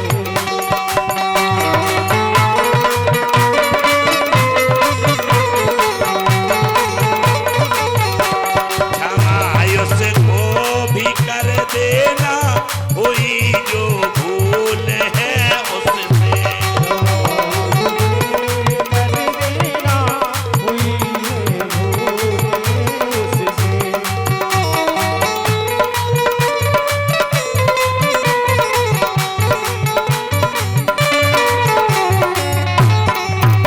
बोले बांके बिहारी लाल की जय हो। आज वरुण भगवान ने स्वयं मेरे कृष्ण का स्वागत किया, सम्मान किया और क्षमा याचना मांगी पहले से। भगवान मुझे क्षमा कर दो, हमारे शिष्य को भी क्षमा कर दो, हमारे सेवक से जो भूल हो गई उस पर ध्यान न दें, और आपके बाबा सुरक्षित हैं, आप अपने बाबा को ले जाइए। बाबा को आजाद कराकर भगवान जब वृंदावन आए तो बंधु वृंदावन के लोगों से बाबा ने सारी बात बताई कि मेरे कन्हैया का थोड़ा बहुत सम्मान नहीं है, मेरे कन्हैया की बहुत बड़ी चलता है। मेरे कन्हैया को तो वरुण देवता थर थर कांप रहा था और वरुण ने मेरे कन्हैया का बहुत स्वागत सम्मान किया। तो याद रखना मेरे बंधु, जब ब्रजवासियों ने ऐसा सुना तो उन ब्रजवासियों ने कन्हैया से प्रार्थना की, कन्हैया तू अपने उस वैकुंठ के दर्शन करा दे। हम समझ गए तुझे कि तू साधारण व्यक्ति नहीं है, तू भगवान है। तो याद रखना, सुखदेव जी कहते हैं कन्हैया ने वैकुंठ के दर्शन सारे ब्रजवासियों को कराए। बोले बाल कृष्ण भगवान की जय हो। याद रखना मेरे बंधुओं, कन्हैया की लीलाएं बड़ी ही विचित्र हैं और कन्हैया ने एक नहीं अनेक ऐसी लीलाएं की हैं जो भगवान विष्णु नहीं कर सकते थे। अच्छा, मैंने जब अवतार के दिन कथा सुनाई थी आप लोगों को कि भगवान ब्रह्मा विष्णु महेश ये तीनों देवता पृथ्वी की फरियाद लेकर के गोलोक धाम गए, जबकि जितने अन्य अवतार हुए हैं किसी भी अवतार में देवताओं को गोलोक धाम नहीं जाना पड़ा। यहीं पर अवतार लिए इसी ब्रह्मांड में और विष्णु ने सारे काम बनाए, अत्याचारियों का अत्याचार मिटाया, पृथ्वी का भार स्वयं विष्णु ने हटाया। लेकिन जब कंस का अत्याचार हुआ, कंस का अत्याचार बढ़ा तो पृथ्वी रोई, विष्णु के पास, ब्रह्मा के पास आई, विष्णु के पास आई, शंकर के पास गई, पर तीनों देवताओं ने हाथ खड़े कर दिए। तीनों देवता कहने लगे हमारे बस की बाहर, हम कंस को नहीं मार पाएंगे। कारण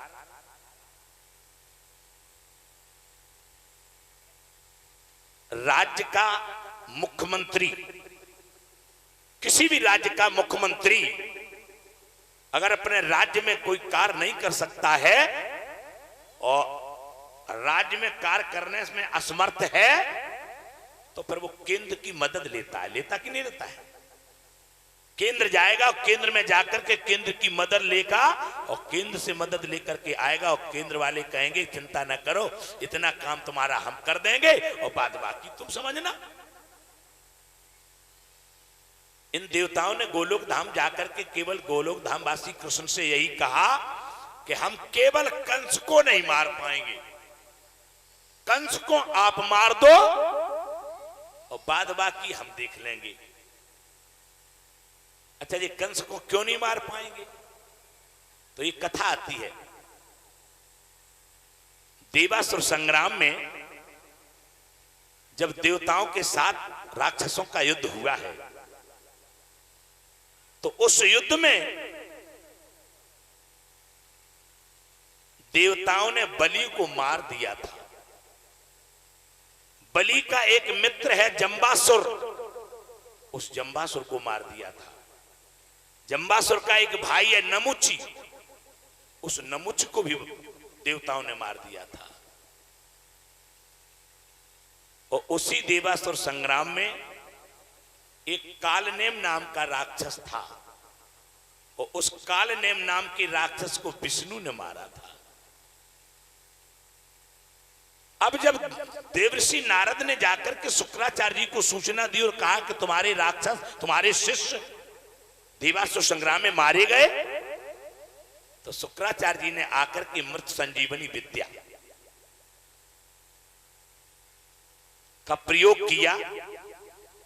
मृत संजीवनी विद्या का नाम है, उसका काम है मरे भय को जिंदा करना, मुर्दे को जिंदा करना। तो शुक्राचार्य जी के पास वो मृत संजीवनी विद्या थी। उसी मृत संजीवनी विद्या के द्वारा शुक्राचार्य जी ने बलि को पुनः जीवित किया, साथ में मेरे बंधुओं उस कालनेम को भी जीवित किया।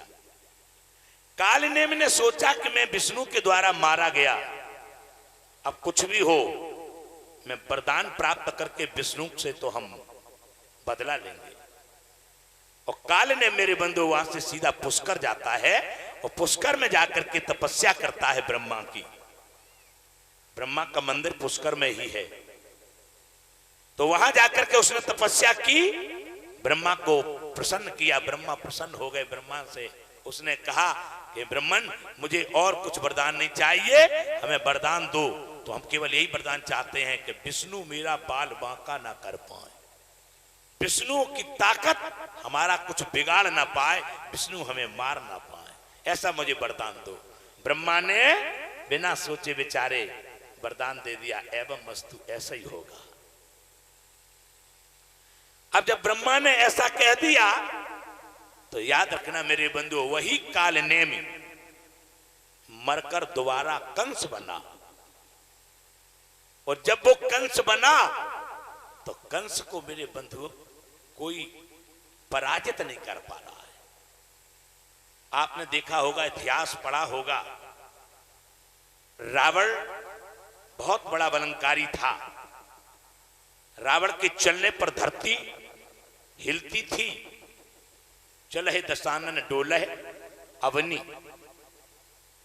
लेकिन फिर भी रावण के कई एक तुम्हें प्रमाण मिल जाएंगे कि रावण बलि से भी हारा और बाली से भी हारा है। बलि के यहां पर घोड़न की लीद समेट रहा था रावण, और बाली ने कांख में दबा लिया था रावण को, हारा। सहस्त्राबाहु अर्जुन से, कार्तवीर अर्जुन, उससे भी रावण हारा। तो रावण के हारने के प्रमाण तुम्हें कई जगह मिल जाएंगे, लेकिन कंस के हारने का प्रमाण अगर किसी के पास हो तो दे। कंस किसी से नहीं हारा, जिससे लड़ा उसे पराजित ही किया है कंस ने। केवल एक कन्हैया ऐसे हैं, उनसे हारो नहीं, उससे तो मरा ही गओ। फिर कंस हारा किसी से नहीं, डायरेक्ट कन्हैया से मरा ही है। फिर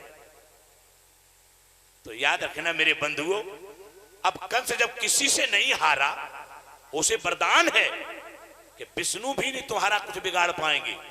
जब इस ब्रह्मांड का मालिक है जो विष्णु, वो भी जब कंस का कुछ नहीं बिगाड़ सकता, तो अन्य शक्तियां, अन्य देवी देवता क्या बिगाड़ सकेंगे उसका। अब ये समस्या आई पृथ्वी के ऊपर, तो देवता घबराए और देवता बेचारे मंत्रणा करते हैं, मंत्रणा कि अब क्या किया जाए, बताओ। तुमने तो वरदान दे दिया।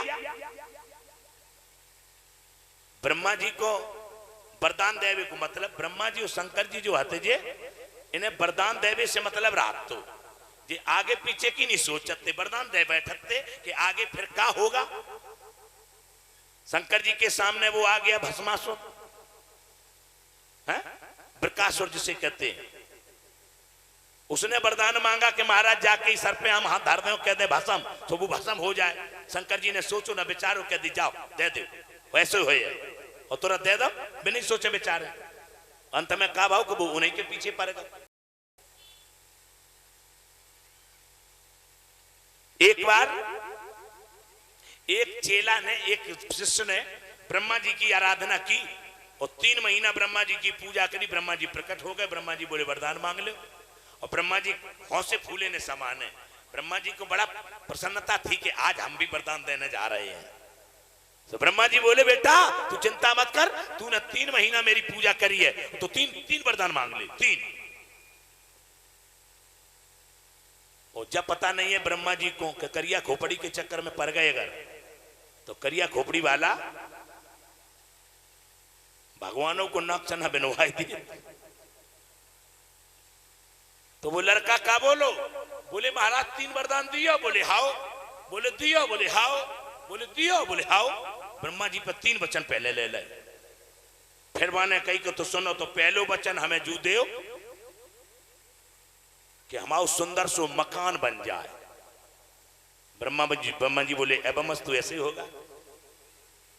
फिर माने कि दूसरा वरदान हमें जू दो कि हमारा ब्याह हो जाए। ब्रह्मा जी बोले ऐसा ही होगा। अब तो वरदान बन मांग लाए। और तीसरा वरदान का कही कि बोले तीसरा वरदान जू देव कि जब हम चाहें तब फिर 3 मांग लें। ब्रह्मा जी ने सोची ना विचारी कह दी एवं मस्तु। तो देखो माने 2 वरदान तो ले ले, 3 बरकरार पक्के के पक्के फिर कर ले। अब का भाव कछु दिन बाद आपको ब्याह होगा, घर बन गओ बढ़िया एकदम से पुताए पुतोई के माने कलर अच्छो पुतवाओ मकान को। और फिर पानी बरसो, और जैसे ही बारिश भई तो बाकी मकान को कलर उड़ गो। सो एकदम से वाय गुस्सा आई, उसने कही कि हमने तो ब्रह्मा जी से वरदान मांगे, जब चाहे तब मांग सका था। सुबह ने फिर कही, ये ब्रह्मा। तो ब्रह्मा जी फिर आ गए, बताओ बेटा। बोले हमारे तुम पे 3 वरदान है। बोले हाउ है। बोले तो हमें दो वरदान। बोले ले ले। बोले तो 3 में से पहलो वरदान हमें जो दो कि जो पानी आज से बंद कर दो, आज से पानी न बरसे। बोले ठीक। बोले दूसरो वरदान। बोले दूसरो वरदान ये दे दो कि हमारे मकान का कलर कभी ना उड़े। उन्हें किया वस्तु। और बोले तीसरा वरदान। बोले तीसरा वरदान बुई कि जब हम चाहें तब फिर 3 मांग ले। ब्रह्मा ने की मर गए, हम फिर फंस गए। ब्रह्मा जी ने कही ठीक है। याद रखना मेरे बंधुओं, एक दिन की बात, मैंने मकान तो मांग लो लेकिन दौलत कम पड़ी, धन दौलत कम पड़ी। तो उसने फिर ब्रह्मा को बुलाया, बोलो ए ब्रह्मा इधर आओ। तो ब्रह्मा जी बैठे तो फिर आ गए। बोले हमारे तुम पे 3 वरदान है। बोले हाँ है। बोले देव। ब्रह्मा ने की मांग लो। बोले तो पहलो वरदान जो देव कि हमारे भंडार धन से भर जाएं। सो बोले ठीक। बोले दूसरा वरदान जो दे कि मेरे भंडार कबू खाली ना हो। बोले ठीक ऐसा ही होगा। बोले तीसरा वरदान फिर मांगो। अब ब्रह्मा जा सोचे कि कैसे छुटकारा मिल जाए। सो ब्रह्मा जी से बबू काय को वो तीसरे में फिर फंसाए ले। तीसरा वरदान वही फिर जब चाहे तब फिर 3 मांगने हम। तो ब्रह्मा ने किया मस्तु। अब ब्रह्मा बड़े परेशान। ब्रह्मा ने कही को कहे। तो ब्रह्मा जी भगवान विष्णु के पास गए, बोले प्रभु हमें बचाओ। बोले काहे। बोले हम एक ऐसे मृत लोक के आदमी से फंस गए, करिया खोपड़ी वालों पीछे पड़ गए। वो 3 वरदान के चक्कर में हम पे 2 मांगा, तीसरे में फिर 3 मांग ली। सो हम फिर 3 के 3 बाकी पूरे हो जा। और फिर जब मांगन बुलाए ले, जब चाह तब बुलाए ले, तो 2 मांगा, 2 के बाद फिर तीसरा वरदान में 3 फिर मांग ली। बोले ऐसो करियो कि अब की बार जब तुम्हें बुलाए वो तो तुम हमें सारा करियो कि हम जाए रहे। बोले हाउ। भगवान विष्णु ने कही कि देखो ये काम तुम्हारी नहीं है, जाके काम ताई को छाजे और करे सो मुगदर बाजे। सो किस्सा तुम आओ है कि तुम तो हौसे फूले ने समाने चले गए, वरदान दे आए। आदमी को देखो करे, परखो करे, ये खोपड़ी काली खोपड़ी वाला बहुत होशियार होता है। बंधुओं ब्रह्मा ने कही ठीक है। तीसरी बार जब उसने बुलाया, वो संसार से जब ज्यादा विचलित हो गया तो उसने एकदम बुलाया ए ब्रह्मा। और जो कई ब्रह्मा ने सारा करो विष्णु से बोले महाराज हम जा रहे। बोले हाँ जाओ जाओ जाओ। सो जैसे विष्णु तैयार ही हते और ब्रह्मा गए। ब्रह्मा ने की मांगो बेटा। सो उसने कही कि पहलो वरदान हमें ये दे दो कि हमारे अंदर भगवान की भक्ति आ जाए। सो ब्रह्मा ने की एवं अस्तु। बोले दूसरा वरदान। बोले दूसरा वरदान ऐसो दो कि हमारे अंदर भक्ति की शक्ति आ जाए। ब्रह्मा बोले एवं वस्तु। और तीसरा वरदान वो कहने वालो हतो कि बे फिर। और जो बे फिर कहने वालो हतो सो विष्णु ने सरस्वती से कहा जाओ जल्दी। और सरस्वती उसकी जिह्वा पर बैठ गई। और जैसे जिह्वा पर बैठी तो उसके मुख से एकदम निकल गई कि तीसरा वरदान हमें जो दे कि मेरी मुक्ति हो जाए। और जो माने कहीं मुक्ति हो जाए। ब्रह्मा बोले पनमोसरे तुम भुक्ति मांग ले, भुक्ति मांग ले, शक्ति मांग ले, भक्ति मांग ले, सब मांग ले, लेकिन मेरो पिंड छोड़ दे दद्दा। आज के बाद हम कान पकड़ते हैं, कभी भी काली खोपड़ी वाले को वरदान नहीं देंगे। तो याद रखना मेरे बंधु, ये ब्रह्मा की काम नहीं है। तो ब्रह्मा बोले कि हम 200 वरदान नहीं दे। भगवान विष्णु बोले तुम्हारे वरदान अच्छे होता ही नहीं, तुम जाए वरदान दियो, उल्टी वरदान दियो। और जब काल नेम को वरदान तुमने दे दिया कि विष्णु की ताकत हमारा कुछ न बिगाड़ पाए। अब बताओ, अब हमारी ताकत नहीं है, हमारे अंदर सामर्थ्य नहीं है जो हम इस कंस को मार सकें और कंस का अत्याचार मिटा सकें। बोले तो क्या करें, कोई उपाय बताओ। तब विष्णु ने कही कि चलो तो गोलोक धाम चलो और गोलोक धाम वासी कृष्ण से कहो चले, अगर वे आ जाएं तो वे कंस को केवल निपटाए दे, फिर बाद बाकी सारे हमने जाने। तो याद रखना मेरे बंधु, यही कारण था कि सारे देवता ब्रह्मा विष्णु महेश तीनों के तीनों गोलोक धाम गए थे और गोलोक धाम वासी कृष्ण से प्रार्थना की। और तब उन्होंने कहा जाओ हम आ रहे हैं और कंस को हम मारेंगे। तो जब तक कंस नहीं मरेगा तब तक गोलोक धामवासी कृष्ण का रूप रहेगा। और गोलोक धामवासी कृष्ण जब कंस को मार देंगे और जब जरासंध से युद्ध होने का नंबर आएगा तो गोलोक धामवासी का कृष्ण का रूप और का जोश, उनका तेज गोलोक धाम जाएगा और वैकुंठ धाम का जोश उनके पास आएगा। ये भागवत कहेगी। अभी आने दो।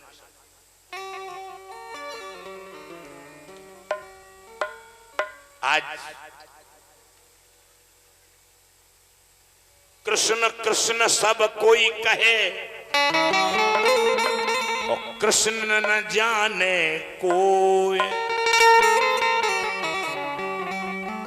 नाम एक विद है सही, पर लीला तीन विद होय। तो हमने दो प्रकार की लीला तुम्हें बता दी, अब तीसरी लीला सुनो। तीसरी लीला में जब परमात्मा के सामने अक्षर ब्रह्म प्रणाम करने जाता है तो परमात्मा की ब्रह्मात्माएं, ब्रह्म प्रियाएं परमात्मा से पूछती हैं, महाराज हम तो समझते हैं कि तीनों लोकों में एक ही पुरुष है, वो तुम हो, और तुम्हारे अलावा समस्त आत्माएं हैं, ब्रह्मात्माएं हैं, जीवात्माएं हैं, और वे आत्माएं तो स्त्रियां हैं। तो महाराज ये दूसरो पुरुष कौन आओ है? तो परमात्मा बोले, अखंड परम धाम की बात है, ये चर्चा है। परमात्मा ने कहा कि ये अक्षर ब्रह्म है और ये झूठे संसार की रचना करता है।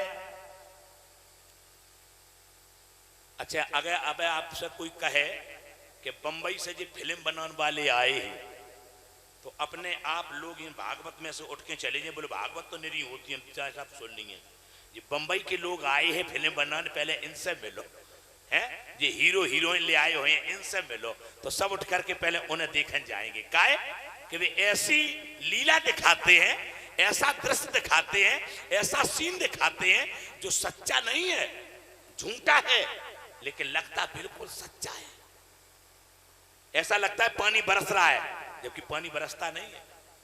ऐसा लगता है कि मुंह कट गया लेकिन किसी का सर कटता नहीं है, लेकिन लगता है कि सचमुच काट लिया किसी ने, सर गोली मार दी, मर गया, मर्डर हो गया, लेकिन क्या होता है? नहीं। तो फिल्म जब बनती है तो झूठी बनती है, लेकिन देखने में हमें आपको बिल्कुल सत्य प्रतीत पड़ती है। इसी प्रकार से परमात्मा ने कहा एक संसार भी बनाया गया, वो झूठा संसार है जो देखने में बिल्कुल सत्य प्रतीत होता है। तो ब्रह्मात्माएं बोली, ब्रह्म प्रियाएं बोली कि वो हम भी देखेंगे। जैसे जब फिल्म बनी थी शुरू में तो सबको मन हो तो हम देखेंगे, हम देखेंगे। ऐसे ही उन ब्रह्मात्माओं ने कहा कि झूठे संसार की रचना हम भी देखना चाहती हैं। परमात्मा ने कहा देखो तुम ना जाओ वहां पर, तुम अगर वहां पर जाओगी तो तुम हमें भूल जाओगी, तुम अपने वतन को भूल जाओगी और अपने खसम को भूल जाओगी। कल कथा मैंने सुनाई थी आपको, अपने वतन को, वतन माने अपने परम धाम को भूल जाओगी, और खसम माने तुम मुझे भूल जाओगी।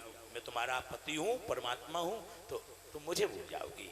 ऐसा भगवान ने समझाया उस परमात्मा ने, लेकिन वे गोपियां नहीं मानी, वे ब्रह्मात्माएं नहीं मानी। परम धाम की ब्रह्मात्माएं बोली क्या कुछ भी हो महाराज, मैं एक बार तो जाऊंगी, मैं वहां पर जरूर देख करके मैं आपको नहीं भूलूंगी, मैं देख करके तुरंत वापस आऊंगी, मैं वादा करती हूँ, मैं वचन देती हूँ। तो परमात्मा ने कहा ठीक है जाओ। तो परमात्मा ने 3 बार उनको रोका, लेकिन तीनों बार उन्होंने बात काट दी परमात्मा की, और नहीं मानी। और वे ब्रह्म प्रियाएं, वो ब्रह्मात्माएं इस ब्रजमंडल में मथुरा में आकर के प्रकट हुई। आज वही परमात्मा विचार करता है कि ये ब्रह्मात्माएं भूल चुकी हैं, अपने आप को भूल गई, घर द्वार भूल गई, परिवार भूल गई, वो अपना असली वतन भूल गई। तो परमात्मा उन गोपियों को, उन ब्रह्मात्माओं को याद दिलाने के लिए, उसी गोलोक धामवासी कृष्ण के ऊपर जोश लेकर, आवेश लेकर के प्रकट होता है। और 12,000 ब्रह्म प्रियाएं जो परम धाम से आई थीं, ब्रह्मात्माएं, वे गोपी बनकर के ब्रज में रह रही थीं। उन्हीं को कन्हैया माखन चोरी लीला जब करते हैं, बार बार उनके घर में जाते हैं, खेलते हैं, नाचते हैं, वही परम धाम की लीलाएं करते हैं ताकि इन्हें याद आ जाए। लेकिन फिर भी उन गोपियों को याद नहीं आई। तब क्वार की शरद पूर्णिमा के दिन भगवान गौएं चराने के लिए गए और बियाबान जंगल में, वृंदावन के वन में, आपने कल्याण भैया से कही कि भैया तुम गैया लेके घरे चलो, हम दाऊ भैया के साथ आ रहे हैं। कल्याण भैया से कह दी तुम गौएं लेके घरे चलो, हम दाऊ भैया के साथ आ रहे हैं। और दाऊ भैया से कह दे कि भैया तुम चगैया लेके घरे चलो, हम कल्याण भैया के साथ आ रहे हैं।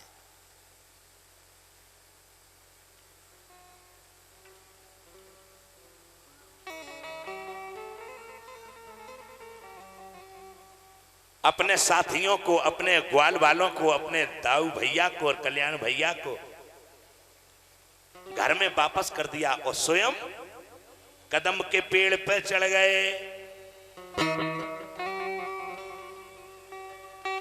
भैया बोलो राधे श्याम,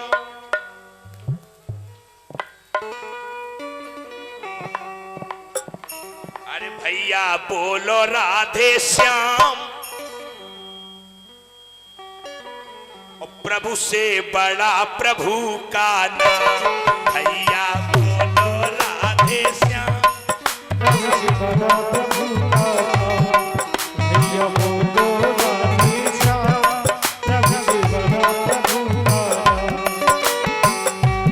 भैया बोलो सीताराम, जय हो।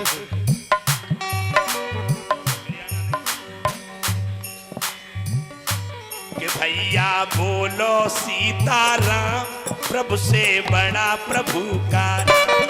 भैया बोलो सीताराम, प्रभु से बड़ा प्रभु का नाम। भैया बोलो राधे श्याम, प्रभु से बड़ा प्रभु का नाम।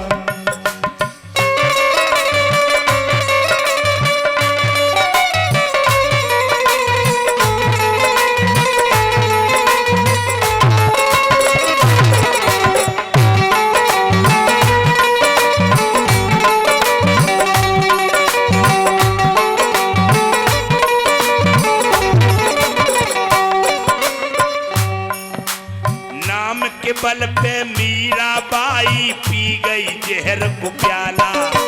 नाम के बल पर मीराबाई पी गई जहर का प्याला। नाम के बल पे मीराबाई पी गई जहर का प्याला। ओ नाम के बल पर मीराबाई पी गई जहर का प्याला। नरसी जी को भात भरन को आए थे नंदलाला। नरसी जी का भात भरन को अरे आए थे नंदलाला। होएगा सिरसागढ़ में नाम, होगा सिरसागढ़ में नाम, प्रभु से बड़ा प्रभु का नाम। होएगा सिरसागढ़ में नाम, प्रभु से बड़ा प्रभु का नाम। भैया बोलो राधे श्याम, प्रभु से बड़ा प्रभु का नाम। भैया बोलो राधे श्याम, प्रभु का बड़ा प्रभु से नाम। भैया बोलो सीताराम, प्रभु से बड़ा प्रभु का नाम।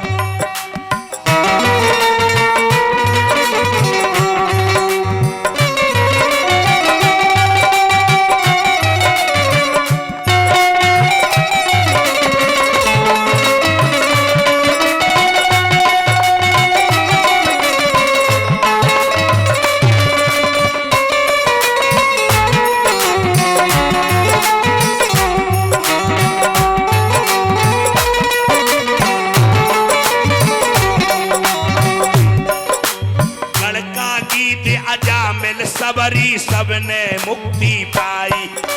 गड़करी अजामिल सबने मुक्ति पाई। गड़का गीत अजामिल सबरी सबने रतन लगाई। गड़का अजामिल सबने मुक्ति पाई। और नाम जपन से इन सब ने अपनी मुक्ति पाई। नाम जपन से इन सब ने अपनी मुक्ति पाई। पायो है को हरिधाम, पायो है हरि को है धाम, प्रभु से बड़ा प्रभु का नाम। पायो प्रभु से बड़ा प्रभु का नाम। पायो है सबने हरिधाम, प्रभु से बड़ा प्रभु का नाम। पायो है सबने हरिधाम, प्रभु से बड़ा प्रभु का नाम। भैया बोलो राधे श्याम, प्रभु से बड़ा प्रभु का नाम। भैया बोलो सीताराम, प्रभु से बड़ा प्रभु का नाम।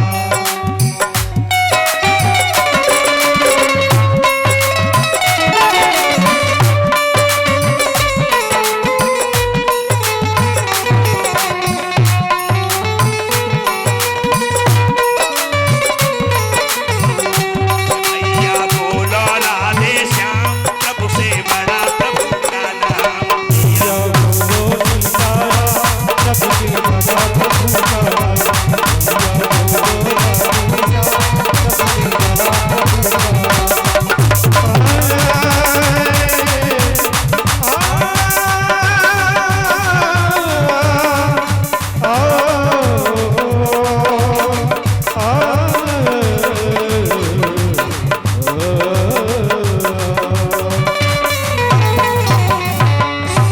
बोले बांके बिहारी लाल की।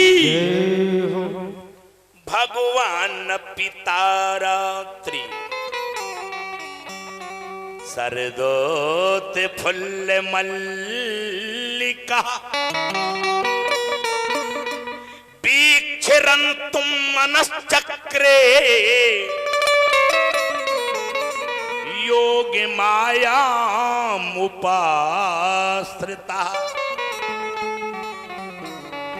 सुखदेव जी महाराज कहते हैं कि भगवान न पिता रात्रि, भगवान अपि माने भी।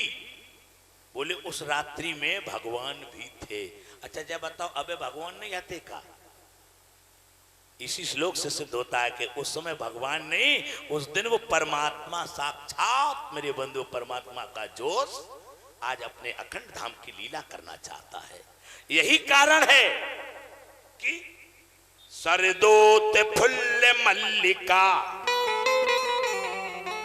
शरद पूर्णिमा कहते हैं कुंवार की पूनों को।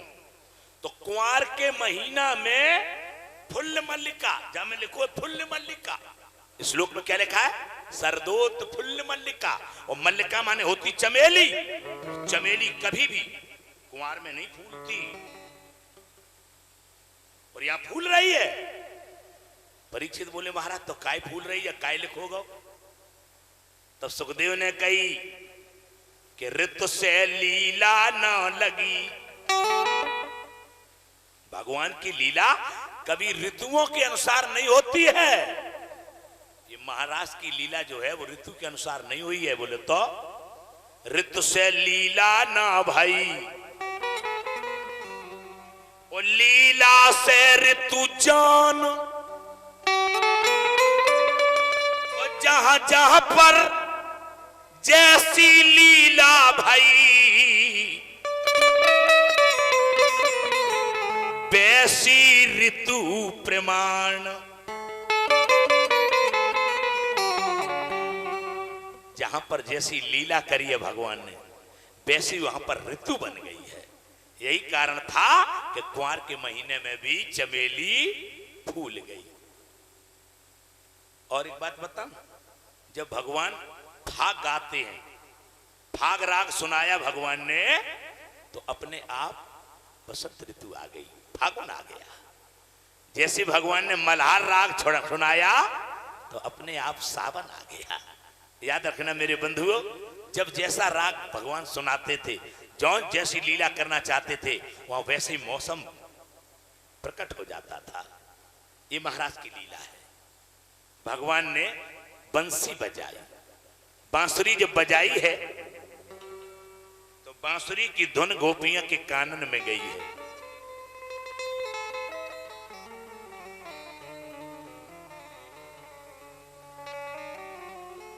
सुखदेव जी कहते हैं, वृंदावन में बंसी बाजी, तीन लोक धुन छाई। वृंदावन में बंसी बाजी, तीन लोक धुन छाई। और ले बीड़ा नारद जी दौड़े, स्यो समाधि बिसलाई। रे मुरलिया हर की, मधुबन में धूम मचाई। मुरलिया हर की, मधुबन में धूम मचाई। मुरलिया हर की, मधुबन में धूम मचाई।